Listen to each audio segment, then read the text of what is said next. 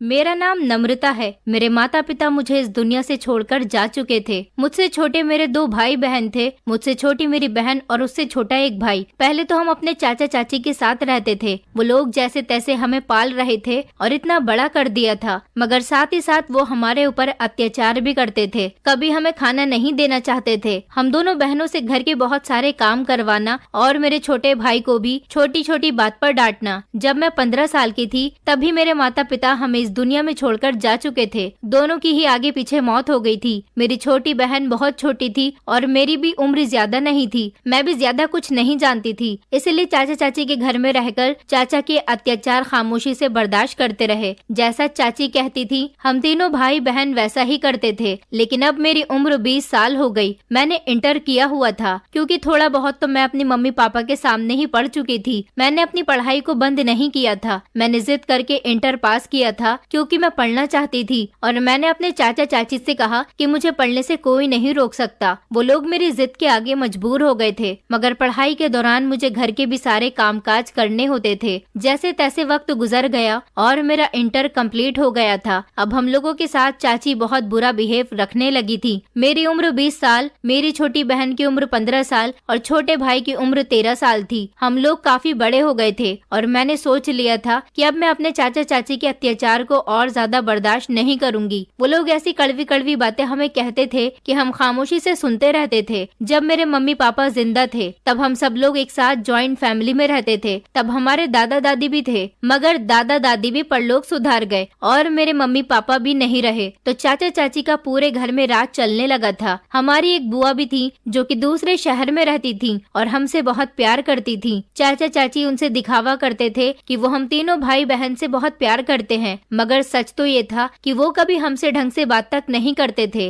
इस घर में रहते हुए कभी हम तीनों भाई बहन ने ताजी खाना नहीं खाया था। हमें हमेशा बासी ही खाना दिया जाता था। चाची हम तीनों भाई बहन को किसी भी तरह से घर से बाहर निकालना चाहती थी, इसलिए किसी न किसी बात पर मुझसे या फिर मेरी छोटी बहन से लड़ती रहती थी। मगर मैं अब बड़ी और समझदार हो गई थी, इसलिए उनकी बातें नहीं सुन सकती थी। मैंने बुआ को फोन करके सब कुछ बता दिया था कि चाची हमारे साथ किस तरह का बिहेव करती हैं और अब हम तीनों में ही इतनी हिम्मत नहीं है कि हम उनकी बातों को बर्दाश्त कर सके। चाचा का सिर्फ एक ही बेटा था जो सिर्फ अभी 10 साल का था और स्कूल में पढ़ने के लिए जाता था। वो उसको बहुत प्यार से रखती थी। हम भी उसको अपना ही भाई मानते थे, मगर चाची हमें अपने बेटे से बातचीत नहीं करने देती थी। बुआ को जब इन सारी बातों का पता चला तो वो घर आ गई थी और इस तरह उन्होंने घर में हंगामा डाल दिया। वो मेरे पापा मतलब अपने बड़े भैया से बहुत प्यार करती थी, इसलिए उन्होंने अपने बड़े भाई का हिस्सा हम तीनों भाई बहन को दिलवा दिया था। चाचा चाची जबकि पूरा घर खुद हड़प कर लेना चाहते थे, लेकिन बुआ जी के आ जाने की वजह से उनकी सारी प्लानिंग चौपट हो गई थी। हम इस घर में नहीं रहना चाहते थे, इसलिए हमने पैसों की डिमांड की थी। चाचा ने हमें मेरे पापा के हिस्से के पैसे दे दिए थे। इस तरह बुआ जी ने भी हमें हिस्से के पैसों का एक मकान दिलवा दिया था, जो छोटा जरूर था मगर हम तीनों भाई बहन के लिए काफी था। हम यहाँ पर अपनी मर्जी के मुताबिक रहना चाहते थे, क्योंकि कभी भी हम चाचा चाची के घर में खुश और सुकून से नहीं रहे थे। अब हमें खुशी थी कि हम अपने अलग घर में आ गए थे, इसलिए अपने मुताबिक जिंदगी जिएंगे। मगर अब यहाँ आने के बाद एक नई परेशानी निकल आई थी। पहले तो हम रूखी सूखी जैसे भी खाते थे, चाचा की पैसों की कमाई खा रहे थे,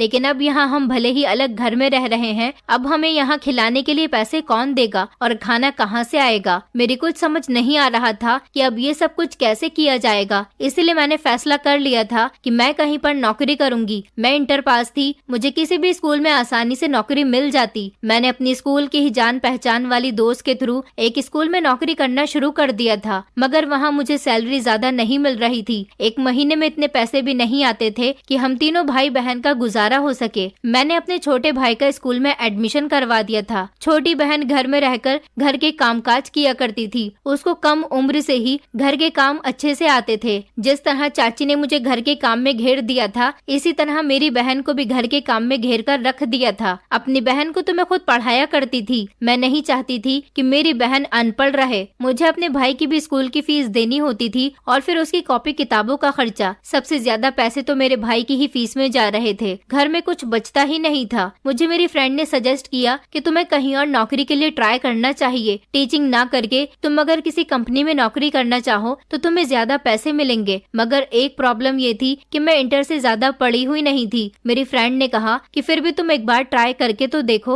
लक अगर कहीं चल जाए तो जिंदगी बदल कर रख देता है। इसलिए अपनी फ्रेंड के मुताबिक मैंने किसी कंपनी में नौकरी करने के बारे में सोच लिया था। वैसे तो मैं शुरू से ही अच्छे नंबर से पास आती थी, क्योंकि मुझे पढ़ने की बहुत लगन थी। अगर मैं आगे और पढ़ती तो शायद मुझे आसानी से कहीं भी नौकरी मिल जाती, मगर क्या कर सकते हैं, चाचा चाची ने इतना कर दिया था, वही मेरे लिए बहुत था। अब मुझे कुछ भी करके कहीं और नौकरी की तलाश करनी थी, मगर कहाँ। मैंने शहर की हर अच्छी कंपनी में नौकरी के लिए इंटरव्यू देने शुरू कर दिए थे। मैंने नौकरी की तलाश में सब कुछ कर लिया था, मगर मुझे कहीं भी अच्छी कंपनी में नौकरी नहीं मिल पा रही थी। मैं बहुत मायूस हो गई थी। मेरे बहन भाई मुझे हमेशा समझाते थे कि दीदी परेशान मत हो, भगवान कोई न कोई सॉल्यूशन जरूर निकाल देंगे, और वैसे भी सब्र का फल हमेशा मीठा होता है। आपको मायूस नहीं होना चाहिए। आप तो हमारी बहुत हिम्मत वाली बहन हो। अगर आपने हिम्मत तोड़ दी तो हम दोनों भाई बहन का क्या होगा। हम गरीबों के पास सिर्फ भगवान पर भरोसा रखने के अलावा कुछ नहीं था। मेरे भाई बहन का साथ और प्यार मेरे साथ था। मैं जानती थी कि एक न एक दिन मुझे अच्छी नौकरी जरूर मिल जाएगी, मगर अब परेशानी ये थी कि मैं अपने भाई बहन के लिए खाने के लिए कहाँ से लाती। घर खरीदने के बाद मेरे पास पैसे खत्म हो चुके थे। मैंने फिर भी अपने लिए कोशिश जारी रखी थी। बुआ जी ने कॉल पर हालचाल पूछे थे तो मैंने उन्हें घर की परेशानी के बारे में सब कुछ बता दिया था। वो हमेशा हमारा साथ दिया करती थी। उन्होंने मुझे कुछ पैसे सेंड कर दिए थे। उनके दिए गए पैसों से कुछ दिन हमारा गुजारा हो गया था। मैं चाहती थी कि मेरे बहन भाई पढ़ लिख कर कुछ कामयाब बन जाए और अब हमारी जिंदगी भी आसान हो जाए, मगर चाचा चाची के घर से निकलने के बाद तो हमारी जिंदगी और ज्यादा मुश्किल हो गई थी। एक दिन मुझे मेरी दोस्त की कॉल आई और उसने बताया कि तुम्हारे लिए एक कंपनी में नौकरी है, वहाँ पर तुम्हारा इंटरव्यू है, कल चली जाना। मेरी दोस्त ने अपने हिसाब से वहाँ पर मेरे लिए बात कर ली थी, इसलिए मैं अपनी दोस्त के कहने के मुताबिक अगले ही दिन इंटरव्यू के लिए जाने लगी थी। तभी अचानक बुआ जी की कॉल आ गई। मैंने बुआ जी को बताया कि आज मेरा इंटरव्यू है, आप मेरे लिए प्रार्थना करना कि मेरी नौकरी पक्की हो जाए, मैं कामयाब हो जाऊं। बुआ जी ने मुझे कॉल पर बहुत आशीर्वाद दिया था। मैं अपने डॉक्यूमेंट्स लेकर घर से निकल गई थी, क्योंकि मुझे बस से जाना था। इसलिए मैं बस स्टेशन के पास जाकर बस के आने का इंतजार करने लगी। मोबाइल में टाइम देखा तो इंटरव्यू शुरू होने में सिर्फ आधा घंटा रह गया था और मुझे जाना भी काफी दूर था। मैं परेशान होते हुए इधर उधर देखने लगी कि अचानक मेरी नजर मेरी बचपन की सहेली राखी पर पड़ गई। राखी अपनी स्कूटी से कहीं जा रही थी। मैंने जल्दी से राखी को आवाज लगाई और उसे बताया कि मेरे पास टाइम बहुत कम है, क्या तुम मुझे इस एड्रेस पर पहुंचा सकती हो। राखी ने कहा कि अच्छा ठीक है, मैं तुम्हें यहाँ पर छोड़ दूंगी, लेकिन मुझे जल्द ही अपने घर पहुँचना है। मैंने उससे कहा कि प्लीज आज तुम मेरी मदद कर दो, मुझे आज तुम्हारी मदद की बहुत जरूरत है। राखी बहुत अच्छी थी, इसलिए उसने मेरी मदद कर दी। मैं जल्दी से उसके साथ बैठ गई और उससे कहा कि थैंक यू, तुम्हारी बड़ी मेहरबानी होगी। राखी ने स्कूटी स्टार्ट की और हम लोग ऑफिस की तरफ पहुंच गए थे। राखी बहुत तेज रफ्तार के साथ मुझे यहाँ लेकर आई थी। 5 मिनट पहले ही मैं ऑफिस के गेट पर पहुंच गई थी। मुझसे पहले भी वहाँ पर काफी सारे लोग इंटरव्यू दे चुके थे और इंटरव्यू देने के लिए अभी एक लड़का और एक लड़की वहाँ पर बैठे हुए थे। इन दोनों के बाद मेरा नंबर आने वाला था। मैंने गहरी सांस भरी और सोचा कि मैं बिल्कुल सही टाइम पर आ गई हूँ। आज राखी ने मेरी बहुत मदद कर दी थी, भगवान उसका भला करे, नहीं तो मैं आज लेट हो जाती और मेरा इंटरव्यू भी देर से होता। आज पहले ही दिन मेरी यहाँ पर इंसल्ट हो जानी थी और फिर शायद मुझे नौकरी भी नहीं मिलती। मैं यही सब सोच रही थी कि अंदर से 15 मिनट बाद मेरे नाम की आवाज आ गई थी। मैंने अपना नाम सुना तो मैं थोड़ी नर्वस हो गई थी और फिर मैंने भगवान को याद किया और फिर मैं केबिन के अंदर चली गई थी। जाते ही मेरी नजर सामने की तरफ गई तो लगभग एक 50 साल की उम्र के आदमी बैठे हुए थे और उनके बराबर में ही चेयर पर मेरी उम्र का एक लड़का बैठा हुआ था, जो देखने में बहुत हैंडसम और स्मार्ट था। सामने बैठे एक आदमी ने मुझसे मेरी फाइल मांगी थी, शायद वो वहाँ के बॉस थे। मेरी फाइल खोलते हुए वो मुझसे कुछ सवाल करने लगे। उन्होंने जब मेरे डॉक्यूमेंट्स चेक किए तो वो कहने लगे, तुमने सिर्फ इंटर किया हुआ है, लेकिन हमारे यहाँ तो नौकरी के लिए पढ़े लिखे लोगों की जरूरत है। उनकी बात सुनकर मैं हैरान हुई थी, बल्कि शर्मिंदा भी हो रही थी। मैंने उनको सच सच बता दिया था कि मेरी पढ़ाई किस वजह से रुक गई थी, क्योंकि मैं झूठ नहीं बोलती थी। मैं झूठ बोलकर किसी को भरोसे में रखने वालों में से नहीं थी, जबकि सच बोलकर मैं अपना किनारा कर लिया करती थी। मेरी सारी बातें सुनने के बाद और मेरे डॉक्यूमेंट चेक करने के बाद सर ने साथ बैठे हुए इस लड़के को मेरे डॉक्यूमेंट थमा दिए थे। उसने एक नजर मेरे डॉक्यूमेंट की तरफ देखा और फिर मेरी तरफ देखकर मुस्कुराने लगा। मैं उसकी इन हरकतों से बेहद कंफ्यूज हो रही थी। इसी घबराहट में मैं उस लड़के और उनके सामने बैठे हुए सर को देखे जा रही थी और मन ही मन बार बार यही प्रार्थना कर रही थी कि ये लोग मुझे जॉब दे दें। उन दोनों ने आपस में कुछ देर डिस्कस किया था और इसी तरह से डिस्कस करने करने के बाद सर ने मुझे बाहर इंतजार करने के लिए कह दिया था। मुझे पक्का यकीन था कि ये लोग मुझे नौकरी नहीं देंगे, क्योंकि ये बड़ी कंपनी थी। यहाँ पर इन लोगों को मुझसे भी अच्छी वर्कर मिल सकती थी। मेरी भले ही एजुकेशन ज्यादा नहीं थी, मगर मैं बहुत टैलेंटेड और इंटेलिजेंट लड़की थी। हमारे स्कूल में कंप्यूटर भी सिखाया जाता था, इसीलिए मुझसे कंप्यूटर चलाना भी आता था। मुझे नहीं लगता था कि ये जॉब मुझे मिलेगी। मैं निराश होकर अपना उदास चेहरा लिए बाहर आकर बैठ गई थी। इतनी ही देर में दोबारा से मेरा नाम लेकर मुझे अंदर बुलाया गया। जैसे ही मेरा नाम पुकारा गया, मैं फौरन ही केबिन की तरफ चली गई। अंदर जाते ही सामने कुर्सी पर बैठे हुए सर ने मुझे मेरी फाइल देते हुए कांग्रेचुलेशंस कहा और कहने लगे कि कल से आप अपनी जॉब ज्वाइन कर सकती हो। सर का इतना कहना था कि मेरी खुशी का कुछ ठिकाना ही नहीं रहा। मैं तो समझो खुशी से पागल ही हो गई थी, क्योंकि ये मेरे लिए बहुत बड़ी खुशी की बात थी। इतनी बड़ी कंपनी में नौकरी करना मेरी खुशकिस्मती थी। मैंने सर को थैंक यू कहते हुए उस लड़के के चेहरे पर भी ध्यान दिया था। वो अपने मोबाइल में शायद कुछ कर रहा था। वो सर का ही बेटा था और उसको भी थैंक यू बोलकर मैं केबिन से बाहर निकल आई थी। वापस आने पर सारे रास्ते मेरे दिल में खुशी ही खुशी थी कि जब मैं घर जाकर अपने भाई बहन को ये खुशी सुनाऊंगी तो वो भी खुशी से पागल हो जाएंगे। मेरी इस जॉब का सबसे बड़ा क्रेडिट राखी को जाता था, जिसने आज मेरी हेल्प करके मुझे टाइम पर ऑफिस पहुंचा दिया था। इसलिए मैंने रास्ते में सबसे पहले मिठाई खरीदी और मैं राखी के घर चली गई थी। मैंने मिठाई का डब्बा खोलकर राखी और उसकी माँ का मुंह मीठा करवाया और उन्हें बताया कि मेरी जॉब लग गई है। राखी की मम्मी ने मुझे आशीर्वाद दिया और गले से भी लगाया था।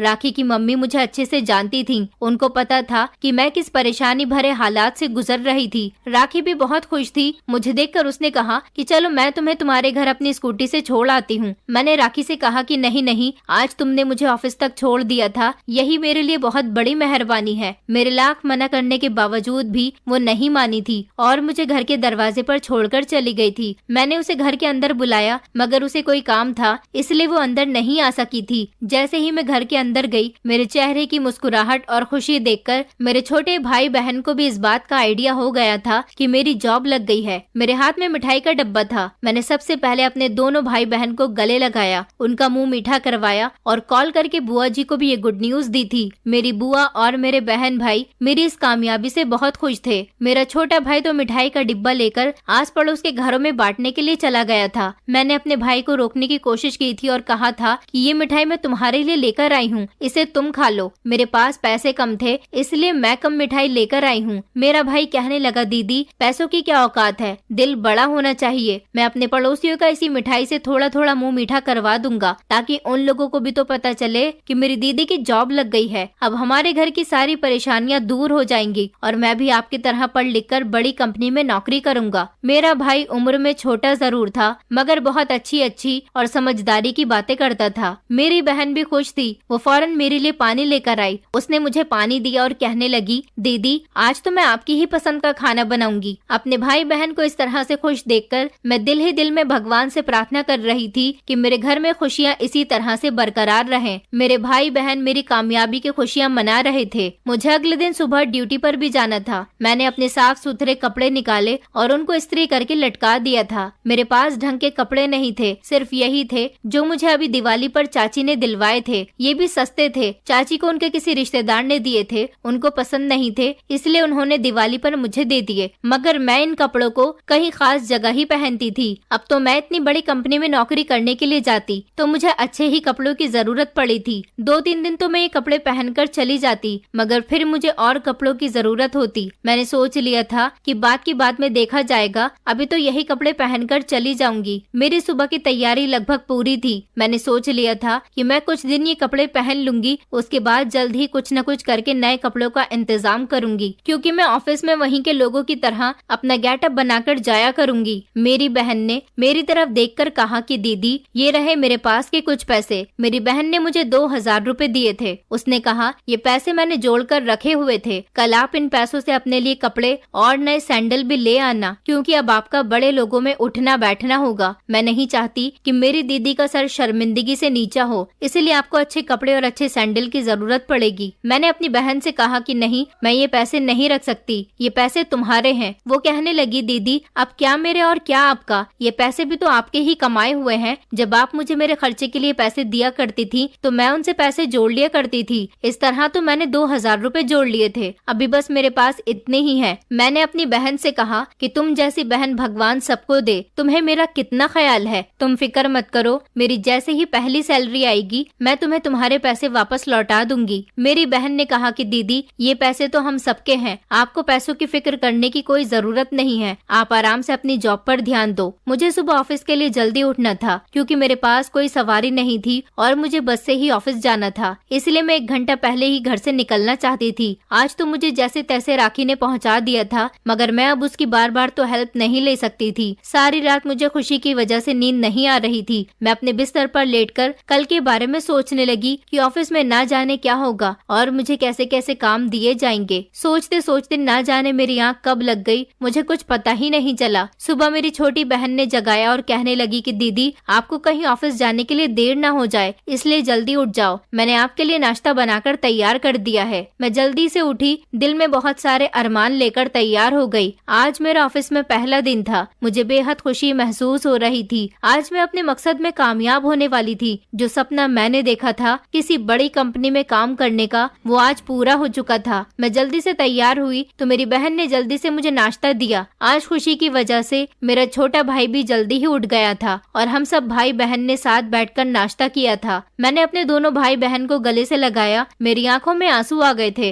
मैं सोच रही थी अगर आज मेरे पेरेंट्स जिंदा होते तो कितना खुश होते। मैं अपने भाई बहन को गले लगाकर घर से निकलने लगी, तभी मेरी बहन ने हाथ में खाने का डब्बा थमा दिया। कहने लगी दीदी इतना बड़ा ऑफिस है, कहीं आपको शर्मिंदगी महसूस न हो, लोग आपकी मजाक न उड़ाएं कि बच्चों की तरह खाने के डिब्बे में क्या लेकर आई हो। मैंने अपनी बहन की बात सुनी तो अपनी बहन को प्यार से देखते हुए कहा कि ऑफिस जितना भी मर्जी बड़ा हो, तुम्हारी मोहब्बत से बड़ा नहीं है। मेरे लिए तुम्हारे हाथ के खाने से बढ़कर कुछ भी नहीं है। तुम परेशान मत हो और तुम कितनी अच्छी हो। तुमने इतनी सुबह सवेरे उठकर मेरे लिए नाश्ता भी बनाया और खाना भी बनाकर तैयार कर लिया। तुम्हारी उम्र कम जरूर है, मगर हालात ने तुम्हें वक्त से ज्यादा बड़ा बना दिया। तभी मेरा भाई भी मेरे करीब आकर मुझसे चिपट गया। वो दोनों कहने लगे कि दीदी हम आपसे बहुत प्यार करते हैं, हमारे माँ और पिता दोनों आप ही हो। मैंने अपने भाई बहन को समझा दिया था कि घर से ज्यादा बाहर मत निकलना और मेरे आने का इंतजार करना। घर के दरवाजे को अच्छी तरह से अंदर से बंद कर लेना।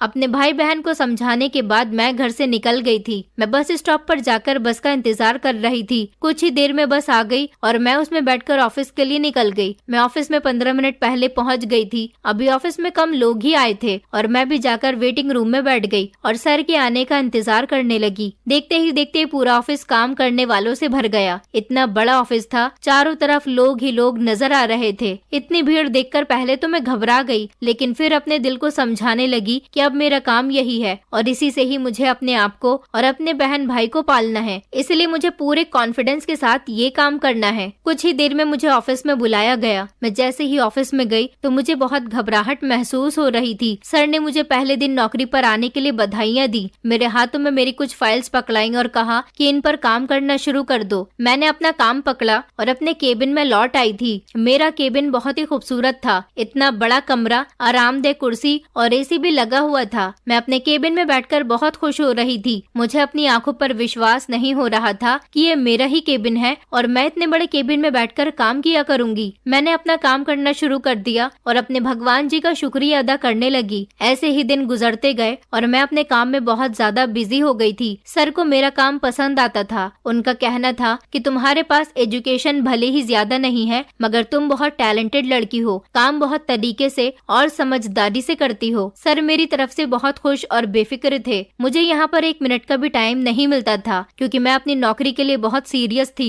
मैंने अपनी स्वर्गवासी माँ से एक ही बात सीखी थी कि जो भी काम करो दिल से काम करो, मेहनत और लगन से काम करने से ही इंसान कामयाब बनता है। इसीलिए मैं अपने काम में बहुत सीरियस थी। काफी दिन गुजर गए, मैंने सर के बेटे को दोबारा ऑफिस में नहीं देखा था। मेरे सर जो कि इस कंपनी के ओनर थे, वो बहुत अच्छे इंसान थे और मेरे काम से खुश होकर हर तरफ मेरी तारीफ करते रहते थे और मुझे अप्रिशिएट करते थे। एक दिन सर ने मुझे अपने ऑफिस में बुलाया और मुझसे बहुत ही अजीब और गरीब सवाल किया। मैं बहुत हैरान हुई थी। उनका चेहरा देखते हुए मैंने जवाब दिया। सर ने मुझसे पूछा, क्या तुम शादीशुदा हो? मैंने इनकार करते हुए सर हिला दिया था। सर मुस्कुराए और कहने लगे, कहीं तुम्हारा रिश्ता तो नहीं लग गया या फिर तुम्हारी एंगेजमेंट हो गई हो? सर की आंखों में एक शर्त थी, वो मेरी तरफ देखकर मुस्कुरा रहे थे। मैंने नजर झुकाकर जवाब दिया कि जी नहीं सर। सर मेरी बात पर बहुत खुश हुए और कहने लगे, तुम्हारी फैमिली में कौन कौन है? मैंने सर को बताया कि मेरी फैमिली में मेरे 2 छोटे भाई बहन के अलावा कोई भी नहीं है, क्योंकि मेरे पेरेंट्स इस दुनिया से जा चुके हैं और अपने भाई बहन का ख्याल मैं ही रखती हूँ। सर के सवाल बहुत ही अजीबोगरीब थे।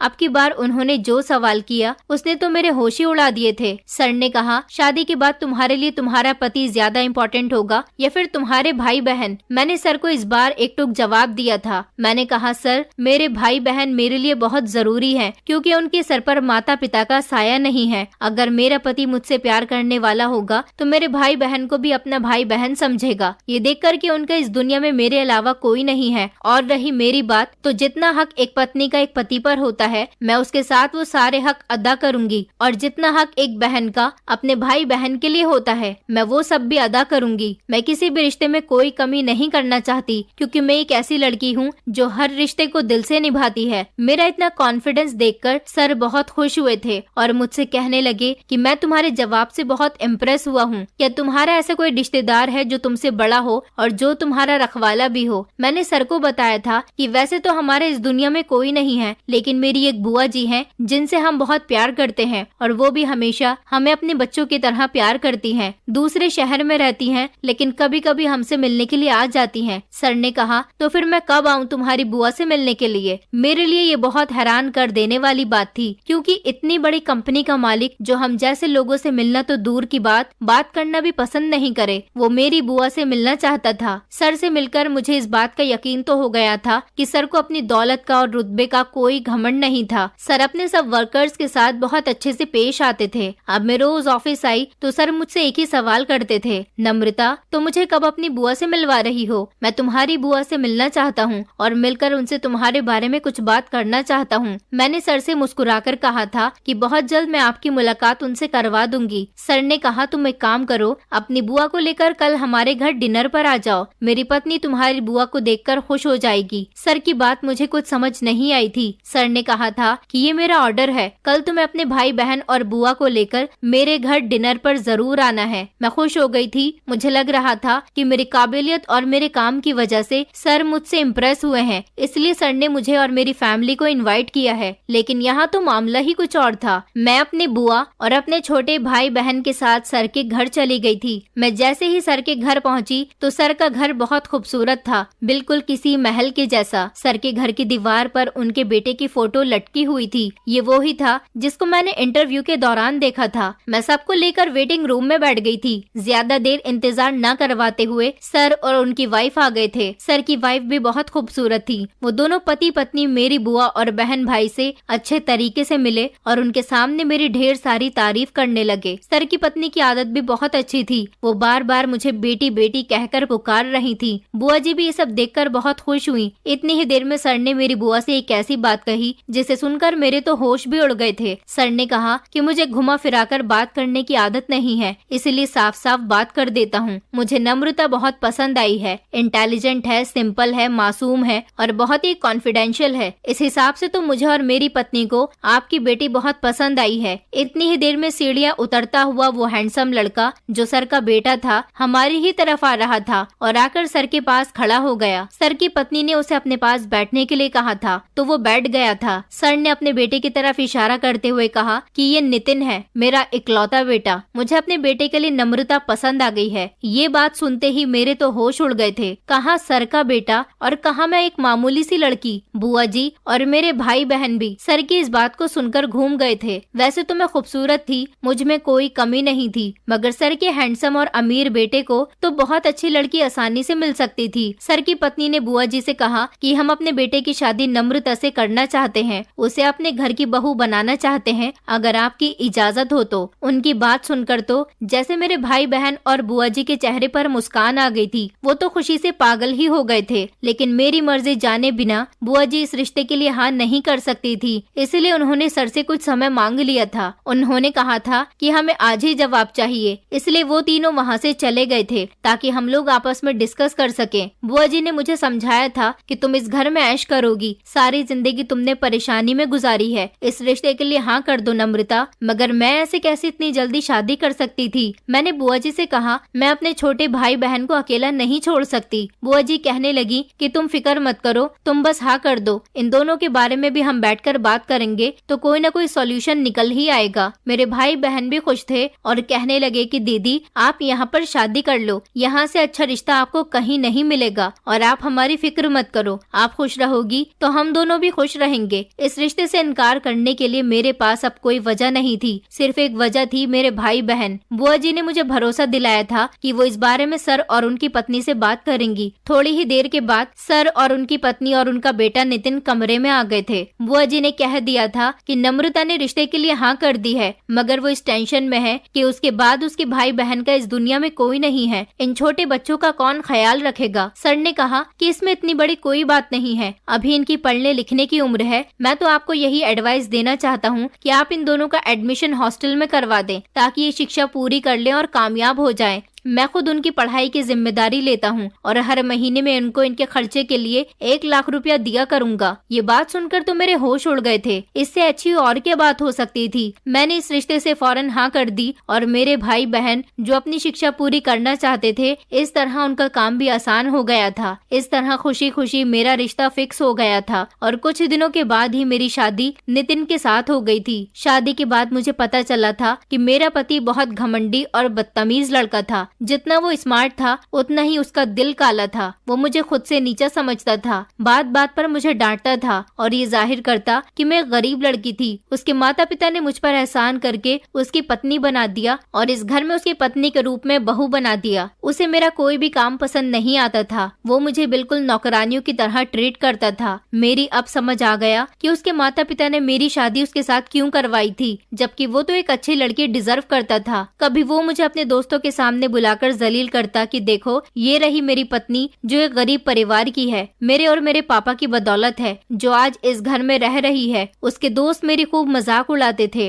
और कभी तो नौकरों के सामने मेरी इंसल्ट करता कि तुम लोग इससे भी काम करवाया करो, ये भी इस घर की नौकरानी ही है। तो कभी मेरा बनाया हुआ खाना फेंक देता और कहता कि अच्छा नहीं है, मुझे पसंद नहीं आया, दोबारा से बना कर लाओ। मैं उससे बहुत ज्यादा परेशान थी, मैंने कभी उसे पलटकर जवाब नहीं दिया था। मेरे सास ससुर भी ये सब कुछ देखते थे, मगर वो अपने बेटे को समझाने के अलावा कुछ नहीं कर सकते थे। उनका बेटा कभी उनकी बात समझता ही नहीं था। मैं उससे बहुत ज्यादा तंग आ गई थी क्योंकि अब तो वो मेरे ऊपर भी हाथ उठाने लगा था, मुझे कमरे में बंद कर दिया करता था और मैं रोती रहती चिल्लाती रहती थी। जबरदस्ती वो मुझे परेशान करता था। मुझे परेशान करने का तो वो कोई बहाना नहीं छोड़ता था। एक दिन मैंने फैसला कर लिया था कि मुझे उनकी ये दौलत नहीं चाहिए और उनका कोई एहसान भी नहीं चाहिए, इसलिए मैं इस घर को छोड़कर जा रही हूँ क्योंकि मैं ये सब कुछ बर्दाश्त नहीं कर सकती थी। एक पागल और सर फिरे इंसान के साथ में सारी जिंदगी नहीं गुजार सकती थी। मैंने अपने सास ससुर से कह दिया था कि आपकी दौलत आपको मुबारक हो, मैं इस घर को छोड़कर जा रही हूँ और आपको अब मेरे भाई बहन को भी पैसे भेजने की जरूरत नहीं है। मैं अपने घर जा रही हूँ और अपने भाई बहन को भी वहीं पर बुला लूंगी। मेरे सास ससुर मुझे रोकने की कोशिश कर रहे थे। उनका कहना था कि उनका बेटा सरफिरा है, उसे दौलत का घमंड है, इसलिए वो गरीब को कुछ नहीं समझता और ये बात उनके सारे रिश्तेदार भी जानते हैं। तभी तो उनके बेटों को कोई लड़की देने के लिए तैयार नहीं था। उन्होंने मेरी शादी अपने बेटे